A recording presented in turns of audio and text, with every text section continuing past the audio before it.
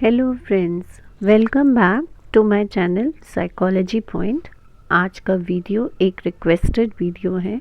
मेरी एक व्यूअर हैं मिस श्रेया, जिन्होंने रिक्वेस्ट किया है कमेंट सेक्शन में कि आप प्रैक्टिकल एग्जामिनेशन से रिलेटेड भी एक वीडियो अपलोड करें।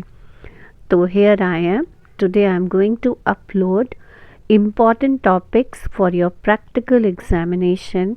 सो माय डियर स्टूडेंट्स, अभी तक आप सबको ये तो क्लास हो गई होगी कि आपको दो टेस्ट करने हैं अपने प्रैक्टिकल एग्जामिनेशन में एक्सटर्नल एग्जामिनर के सामने। अब ये जो दो टेस्ट आप एडमिनिस्टर करते हैं depends on the choice of your external examiner. उसमें आपको उन दो टेस्ट की पूरी डिटेल अच्छे से प्रिपेयर होनी चाहिए। That is you should know the name as well as the full form of the test. जैसे बच्चे आते हैं कहते हैं स्कैट किया, अब स्कैट का फुल फॉर्म क्या है, इस तरीके से हम लोग वाइवा कंटिन्यू करते हैं।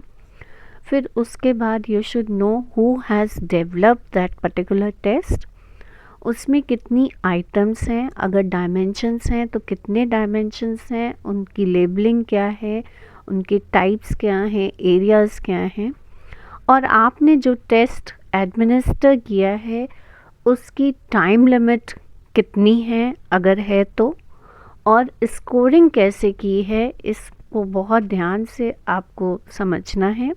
और रिज़ल्ट आपका पर्टिकुलरली जो एग्ज़ामिनेशन रूम में क्या रिज़ल्ट आया है उसको आप कैसे इंटरप्रेट करते हैं एग्ज़ामिनर के सामने will depend on how the examiner is going to rate you.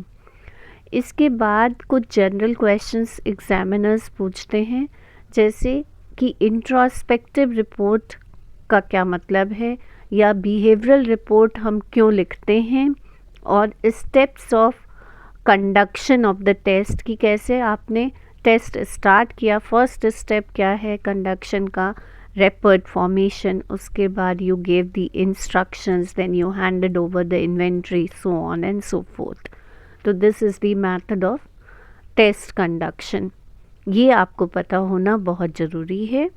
उसके अलावा आपने एक केस स्टडी फाइल बनाई है जिसमें आपने अपना एक केस प्रोफाइल तैयार किया है, तो इसका टॉपिक आपको बिल्कुल क्लियर होना चाहिए, और आपने कौन से टूल्स और टेक्निक्स को यूज़ कर कर इसके लिए डेटा कलेक्ट किया है। क्योंकि जैसे if you know, you must have seen on my channel कि I am taking my children to a special school. अब वो स्पेशल स्कूल में जाकर उन्होंने अपना प्रोजेक्ट तैयार किया है इंटेलेक्चुअल डिसेबिलिटीज़ या डेफिशिएंसी पर। तो उस बच्चे को, उस सब्जेक्ट को उन्होंने कैसे एनालाइज किया है, they observed as well as they interviewed their teachers, और उसके अलावा उन्होंने वहाँ के साइकोलॉजिस्ट और फिजियोथेरेपिस्ट की रिपोर्ट भी अपनी फाइल में लगाई है। तो इन सब की पूरी डिटेल आपको ज़रूर आनी चाहिए। उसके अलावा जो apart from the test and the case study जो जनरल क्वेश्चंस होते हैं वो चैप्टर 1 और 2 से ज़रूर पूछे जा सकते हैं।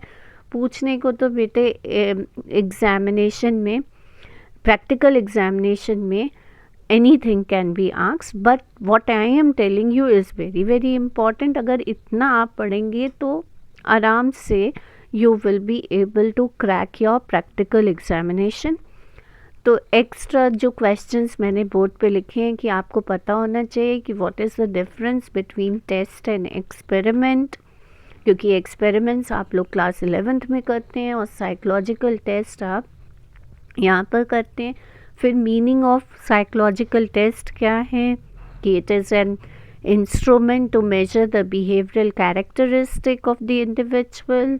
और साइकोमेट्रिक प्रॉपर्टीज़, कंफ्यूज ना होइएगा, साइकोमेट्रिक प्रॉपर्टीज़ भी रिलायबिलिटी और वैलिडिटी ही होती है टेस्ट की, जो आपकी कैरेक्टरिस्टिक्स हैं साइकोलॉजिकल टेस्ट की।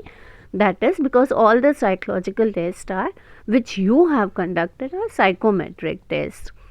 और उसके अलावा अगर आपने कोई स्टैटिस्टिकल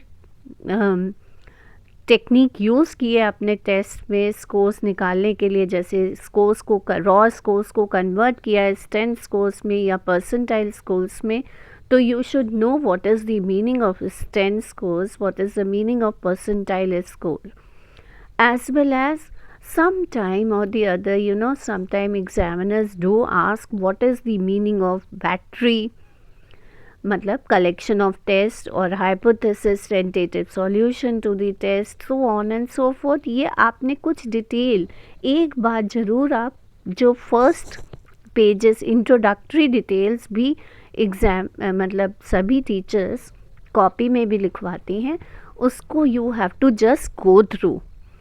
एंड इसके अलावा one question can be asked कि why standardization of the test is important, क्यों ज़रूरी है कि हमारे, और इस स्टैंडर्डाइजेशन से आपका क्या मतलब है कि रिलायबिलिटी वैलिडिटी आपके टेस्ट की हो। तो all these things overall you have to see for your practical examination. Don't panic, give answer confidently. हाँ, एक चीज़ और मैं बताना चाहूँगी, आपको अपने रिज़ल्ट का इंटरप्रिटेशन एटलीस्ट वन लाइन में ज़रूर आना चाहिए कि अगर आपका रिज़ल्ट आया कि हमारा सब्जेक्ट हाईली एंग्शियस है, तो इसका क्या इम्प्लिकेशन उसकी पर्सनालिटी पे होता है, या high extremely high self concept आया है, या गुड इमोशनल इंटेलिजेंस आई है, क्योंकि नॉर्मली यही टेस्ट होते हैं आपके एग्ज़ाम में। अपार्ट फ्रॉम दिस, जैसे अगर आपने DPDA किया है तो आपके सब्जेक्ट का किस एरिया में एप्टीट्यूड है, that you should know what is the difference between aptitude and abilities.